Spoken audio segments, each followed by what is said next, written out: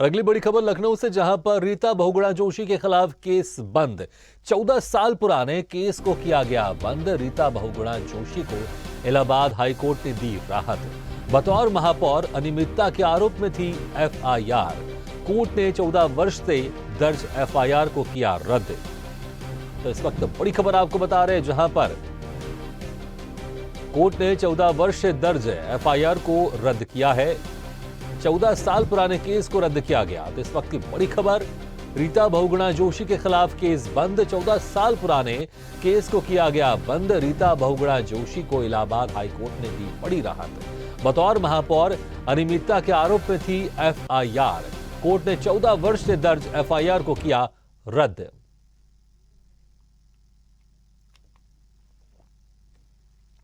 इस खबर पर ज्यादा जानकारी के लिए बात करते हैं लखनऊ से हमारे संवाददाता मजहर हुसैन से। मजहर, एक बहुत बड़ी राहत यहां पर रीता बहुगुणा जोशी को मिली है कोर्ट की तरफ से। जो 14 साल पुराना केस था, अब उसको रद्द कर दिया गया। विस्तार से बताएं इस पूरे केस के बारे में।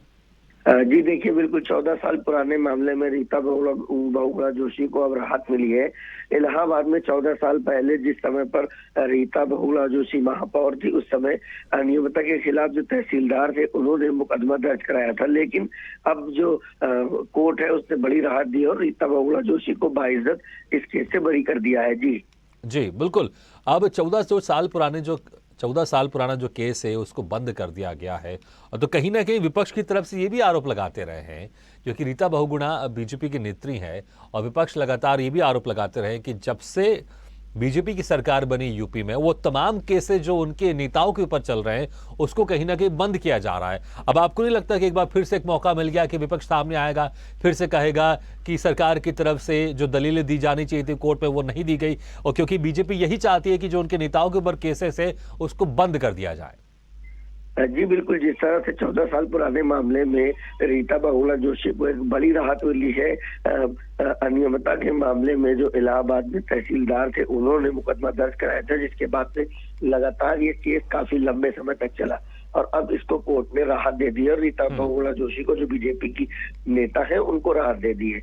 निश्चित तौर पर जो विपक्ष है वो हमला करेगा और विपक्ष लगातार ये हमला करता है कि जो भारतीय जनता पार्टी के नेता है वो अपने केस को हटाते हैं, लेकिन अब तक ऐसा कोई बयान सामने नहीं आया है विपक्ष की तरफ से। लेकिन निश्चित तौर पर रीता बहुगुणा जोशी को एक बड़ी राहत मिली है और 14 साल पुराने केस में कोर्ट ने उनको बरी कर दिया है। जी बिल्कुल, लेकिन यहाँ पर जो हम कानूनी प्रक्रिया है उस पर भी जरा अगर बात करें कि 14 साल लग गए एक केस को बंद होने के लिए, कि उस केस को बंद करना है या केस को आगे बढ़ाना है, या किस तरह से उस पर कार्रवाई होगी, सजा होगी कि नहीं होगी, उस केस को सुनना है कि नहीं सुनना है, और जो भी प्रोसीडिंग्स होती है उसको आगे बढ़ाना है कि नहीं बढ़ाना है। तो यहाँ पर ये सवाल भी उठते हैं कि एक केस को बंद करने के लिए 14 साल लग जाते हैं।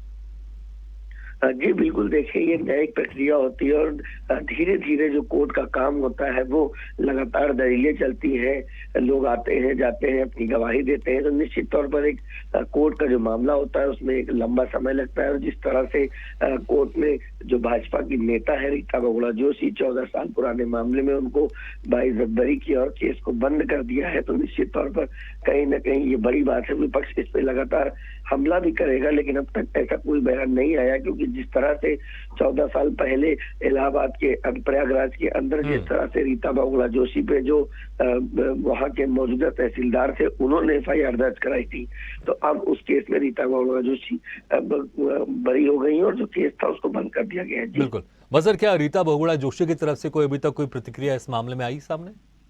जी देखिए, बिल्कुल अब तक तो जो रीता बहुगुणा जोशी है उनकी तरफ से कोई प्रतिक्रिया नहीं आई है, लेकिन निश्चित तौर पर जिस तरह से ये बड़ा एक फैसला उनके पक्ष में आया है तो उनकी प्रतिक्रिया आना निश्चित तौर पर तय है। बिल्कुल मजहर, बहुत बहुत शुक्रिया इस तमाम जानकारी के लिए। तो रीता बहुगुणा जोशी के खिलाफ केस बंद। 14 साल पुराने केस को किया गया बंद। रीता बहुगुणा जोशी को इलाहाबाद हाई कोर्ट ने दी राहत। बतौर महापौर अनियमितता के आरोप में थी एफआईआर दर्ज। कोर्ट ने 14 वर्ष से दर्ज एफआईआर को किया रद्द।